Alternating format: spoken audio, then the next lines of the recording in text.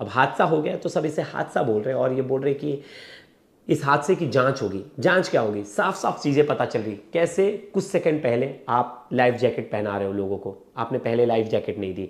और एक और चीज़ थी कि कुछ लोग जो है वो कह रहे हैं कि हमने बताया था कि तेज़ हवा चल रही है, आप बोट साइड पर ले लीजिए, लेकिन कैप्टन ने हमारी सुनी। आपको इसकी इंफॉर्मेशन नहीं थी क्या? आपने उस इंफॉर्मेशन को नज़रअंदाज किया? ऐसी कंपनी के खिलाफ स्ट्रिक्ट एक्शन अभी तक क्यों नहीं लिया गया? अभी तक जांच ही हो रही है। मतलब आप पहले से मान के चल रहे हैं कि ये नेचुरल डिजास्टर है, प्राकृतिक आपदा है, ये एक नॉर्मल एक्सीडेंट है।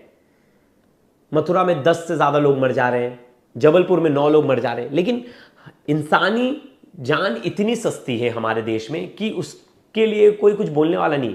एक धनराशि बाद में दे दी जाती है कि जो लोग मृत हो, जिनके घर में मृत लोग हैं, जो लोग इस हादसे में अपनी जान गंवा बैठे, उन लोगों को कुछ पैसे दे दिए जाएं। लेकिन क्या उनकी कमी वो पैसा पूरा कर सकता है? नहीं। और ये पूरा परिवार देखिए, इसमें जो आधे से ज़्यादा लोग थे वो दिल्ली से थे, कुछ लोग जबलपुर के ऑर्डिनेंस फैक्ट्री की फैमिलीज थी, जो है ऑर्डिनेंस फैक्ट्री में काम करते थे, आसपास के लोग थे। एक जो शख्स है वो तमिलनाडु से थे, एक भोपाल से थे। तो ऐसे अलग अलग जगहों से लोग छुट्टियां मनाने आए थे। लेकिन फिर भी बहुत सारी जो सेफ्टी प्रोटोकॉल्स है उन्हें दरकिनार किया गया, जिसके बाद यह हादसा इतना विकट रूप ले लिया और इतने सारे लोगों ने जान गंवा दी। लेकिन पूरा मामला है क्या, शुरुआत से मैं आपको बताऊंगा। देखिए, एमपी के जबलपुर में और जबलपुर से 40 किलोमीटर दूर नर्मदा रिवर में बताया जाता है बारगी डैम है, और ये बहुत ही फेमस टूरिस्ट स्पॉट है। अब एमपी टूरिज्म डिपार्टमेंट देखिए, जो ये जो क्रूज चला रहे हैं ये कोई वहां के लोकल लोग नहीं, मथुरा में तो लोकल लोग चला रहे थे, लोकल गांव वाले, लेकिन यहां MP tourism department officially cruise boat चलाती है। और सोचिए, ये मतलब एक तरह से देखा जाए तो सरकारी परमिशन प्राप्त है इन लोगों को। अब नर्मदा का जो बैक वाटर्स है वो देखने और उसे घूमने के लिए कई पर्यटक आते हैं, और थर्सडे यानी 30 अप्रैल को भी लोग वहां आए थे और घूम रहे थे।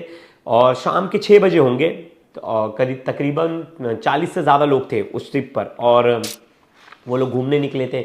बाकायदा मैंने आपको पहले वीडियो दिखाई कि कैसे वो लोग वीडियो बना रहे हैं, अच्छे से जो नदी का लुत्फ ले रहे हैं। और इसके साथ एक कैप्टन थे, 2 क्रू मेंबर थे, और ये लोग जो थे वो पूरे 40 से ज़्यादा लोगों को संभाल कर लेकर जा रहे थे। अब कई रिपोर्ट्स में ये भी दावा किया जा रहा है कि ओवरलोडेड था, लेकिन अभी तक इसकी कोई पुष्टि नहीं हुई है। जब तक हमारे पास कोई ऐसी करेक्ट इन्फॉर्मेशन नहीं आएगी तब तक मैं उस पर मोहर नहीं लगाऊंगा, आपको बताऊंगा नहीं। लेकिन फिर भी जो बाकी रिपोर्ट्स है मैंने उसका जिक्र किया। अब सुबह से शाम तक जो वेदर था वो नॉर्मल था, मौसम बहुत ही नॉर्मल था, लेकिन शाम के 6 बजे मौसम अचानक बदल गया, ऐसा लोगों का भी कहना है और डिपार्टमेंट का भी कहना है। अचानक से मौसम बदल गया। मेट्रोलॉजिकल डिपार्टमेंट का कहना है कि उनके डाटा के हिसाब से जो विंड स्पीड थी, मतलब जो हवा की रफ्तार थी, वो 60 से 70 किलोमीटर प्रति घंटे की तेजी से बह रही थी। अब ऐसे में तेज हवा और एक तरह से पानी में मोशन आ गया, और पानी में मोशन आया तो जो क्रूज था वो अपना संतुलन खो बैठा, और ऐसे में क्रूज अचानक में पूरा डगमगा गया और वो पानी में उल्टा हो गया। और डूबने से पहले की भी तस्वीर मैंने आपको दिखाई, और डूबते वक्त की तस्वीर दिखा रहा हूं। डूब रहे थे, और डूबने से कुछ सेकंड पहले, देखिए ज़्यादा टाइम नहीं होता जब ऐसा कोई भी हादसा होता तो उसमें 1 से 2 मिनट का समय होता, और ऐसा ही कुछ था। जब डूबने से पहले इन्होंने लोगों को लाइफ जैकेट बांधी, लेकिन जब तक लाइफ जैकेट बांटी गई तब तक बहुत देर हो गया था और लोग जो है पानी में डूब गए थे। और अब तक जो पैसेंजर्स हैं उनमें बताया जा रहा है कि 9 लोगों की अब तक मौत हो चुकी है, 4 लोग अभी भी जो है वो गायब हैं। और ये नदी के एकदम बीचों बीच हुआ है, और खमरिया आइसलैंड बताया जाता है, खमरिया आइसलैंड के पास ये सब कुछ हुआ है। और तभी भी हवा बहुत तेज चल रही थी। फिर रात को रेस्क्यू ऑपरेशन शुरू हुआ, आसपास के लोग आ गए, और वहाँ जो लोकल लोग थे वो आ गए, एसडीआरएफ की टीम आ गई, और रात भर जो है 30 अप्रैल की रात को पूरी रात जो है रेस्क्यू ऑपरेशन चला। रेस्क्यू ऑपरेशन के बाद 22 से 28 लोगों की जान बचाई गई। और फ्राइडे की सुबह यानी 1 मई को जब आंकड़े निकले तो पता चला कि 9 लोगों की मौत हुई है। अब सबसे बड़ा एलिगेशन क्या है कि लाइफ जैकेट पहले से नहीं बांटे गए। दूसरा कि कैप्टन को बताया गया कि तेज हवा चल रही है, आप किनारे पर ले चलिए, लेकिन कैप्टन ने इनके बातों को नजरअंदाज किया। शिप का मेंटेनेंस नहीं हुआ है, ऐसी बात भी सामने आ रही है। बताया जा रहा है कि प्रॉपर मेंटेन नहीं था शिप में खामियां थी। और बताया जा रहा है कि जो मेट्रोलॉजिकल डिपार्टमेंट की तरफ से चेतावनी आती उसको नजरअंदाज किया गया।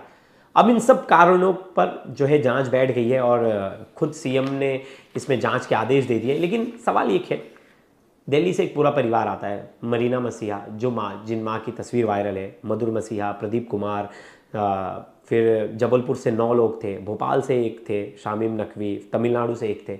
इन लोगों का क्या कसूर है? ये तो आराम से घूमने आए थे। और मरीना के घर वालों ने कैमरे पर क्या कुछ बताया, एक बार वो भी सुनते हैं, सुनिए। बाद में सब लोग मिसिंग थे, सिस्टर का पता नहीं था कहाँ है वो। हम वेट कर रहे थे कि शायद बच जाएंगी। जो नौका थी वो फ्लोट कर रही थी, हमें ये नहीं पता था कि वो बेचारी उसी के अंदर है।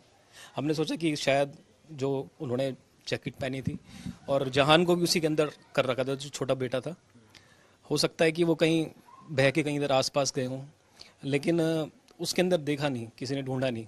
और सुबह जाके जब टीम आई है तब जाके उन्होंने वहाँ देखा है तो वो बेचारे उसी के अंदर थे, बोट के अंदर फंस गए थे। अगर टाइम रहते वहाँ पे पहुँच जाते, जैसे शाम का टाइम था, जो जब हम वीडियो में भी देख रहे थे कि बोट जो है फ्लोट कर रही थी, उस टाइम जाके उसमें देखते तो शायद वो उसमें मिलते और लोग भी मिल पाते उसमें। यानी लापरवाही तो है आप? सर लापरवाही बिल्कुल है।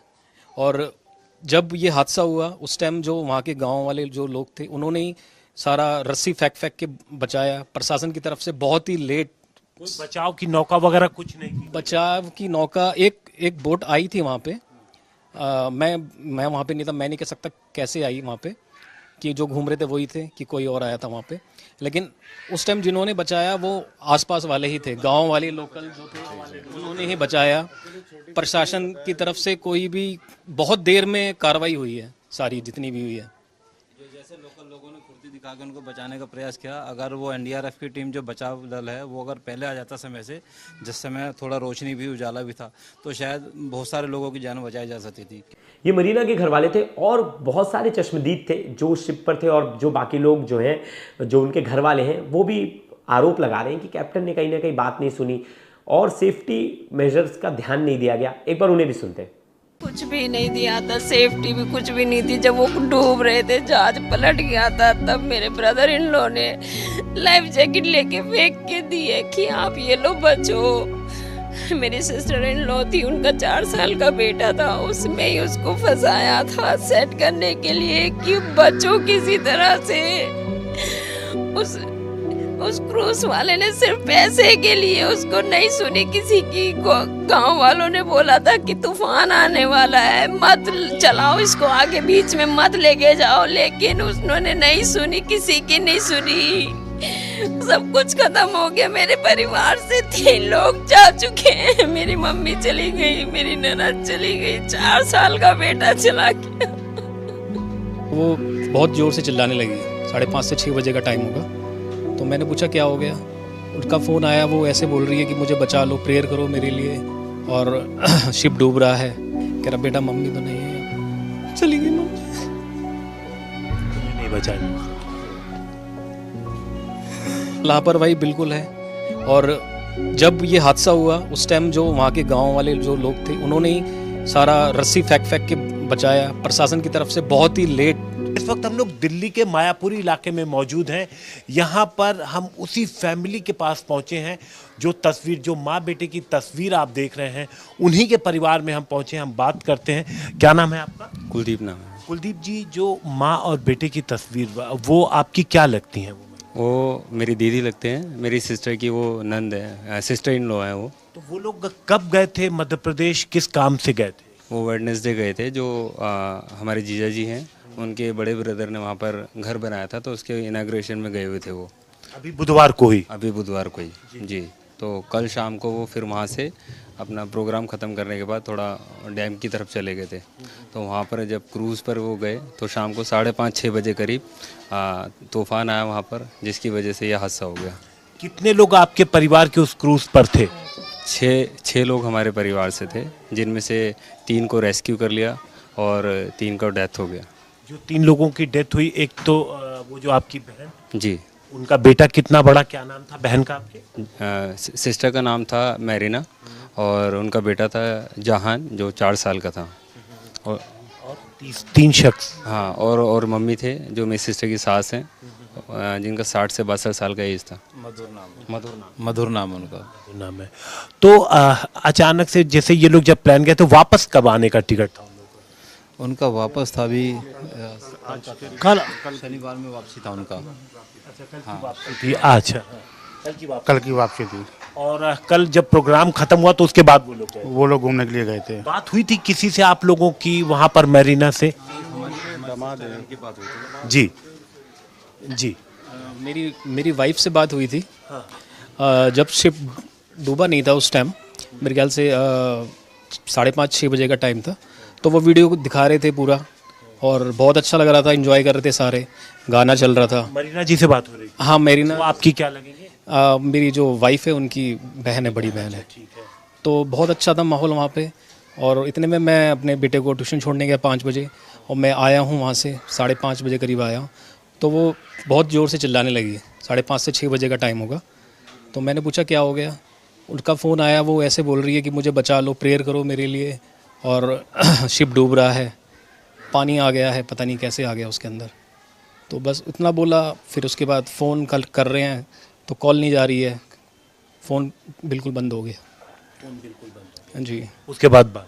हाँ, उसके बाद बात नहीं हुई। उसके बाद थोड़ी देर के बाद फिर हमने कोशिश करी, मेरे पास कॉल आया डैडी का मेरे पास, और कोई शायद नौका वाला जिसने निकाला था, उसने बताया कि आपसे बात करना चाह रहे हैं। मैंने बात करी, और बात करने के बाद मैंने पूछा मम्मी, कह रहा बेटा मम्मी तो नहीं है, अब चली गई मम्मी। तुम्हें नहीं बचाया?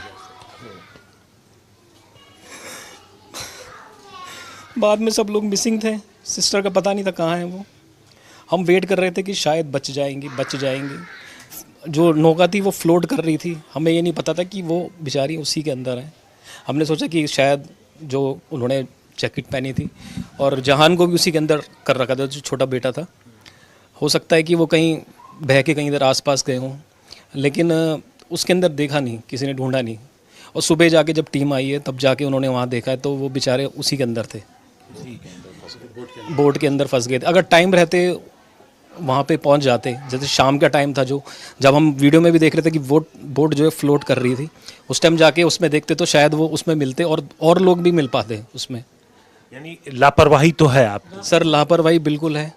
और जब ये हादसा हुआ उस टाइम जो वहाँ के गांव वाले जो लोग थे, उन्होंने ही सारा रस्सी फेंक के बचाया। प्रशासन की तरफ से बहुत ही लेट, कोई बचाव की नौका वगैरह कुछ नहीं की? बचाव की नौका, एक बोट आई थी वहाँ पे। मैं वहाँ पे नहीं था, मैं नहीं कह सकता कैसे आई वहाँ पे, कि जो घूम रहे थे वही थे कि कोई और आया था वहाँ पे। लेकिन उस टाइम जिन्होंने बचाया वो आसपास वाले ही थे, गांव वाले लोकल जो थे, उन्होंने ही बचाया। प्रशासन की तरफ से कोई भी बहुत देर में कार्रवाई हुई है, सारी जितनी भी हुई है। जो जैसे लोकल लोगों ने फुर्ती दिखा के उनको बचाने का प्रयास किया, अगर वो एनडीआरएफ की टीम जो बचाव दल है वो अगर पहले आ जाता समय से, जिस समय थोड़ा रोशनी भी उजाला भी था, तो शायद बहुत सारे लोगों की जान बचाई जा सकती थी, क्योंकि तब तक तो जो बोट थी वो दिख रही थी पानी के ऊपर। और उसको जाने से पहले उस क्रूज को बोला भी कहता कि आपका मौसम खराब हो रहा है, प्लीज बैक कर लीजिए। ये किसने बोला? वो छोटी बेटी जो है, जो बच गई है, उसने भी ये बात बताई है कि हमने बताया था, लेकिन उन्होंने नहीं मानी। और वो अगर वो नहीं लेके जाते तो ये इंसिडेंट नहीं होता। ये लोग थे किनारे पे, वो भी बोल रहे थे कि भाई किनारे पे लगा लो उसको साइड में, मौसम आगे ख़राब है, लेकिन वो शायद उसने अपनी मनमानी करी, वो आगे को ले गया, शायद दूसरे किनारे पे ले जाना चाह रहा होगा वो। उसके बाद जब बोट गिर गई थी पानी में, तो वहाँ तो एक ड्राइवर और जो हेल्पर था, उन्होंने कोई हेल्प नहीं करी। चिंटू भैया, प्रदीप भैया थे, उन्होंने वो नीचे की तरफ गए, वहाँ सेफ्टी जैकेट थी, उन्होंने और 1-2 जनों ने और हेल्प करके जो और जा रहे थे, कूद रहे थे, उनके तरफ फेंकी, थ्रो करी, उन्होंने पहनी।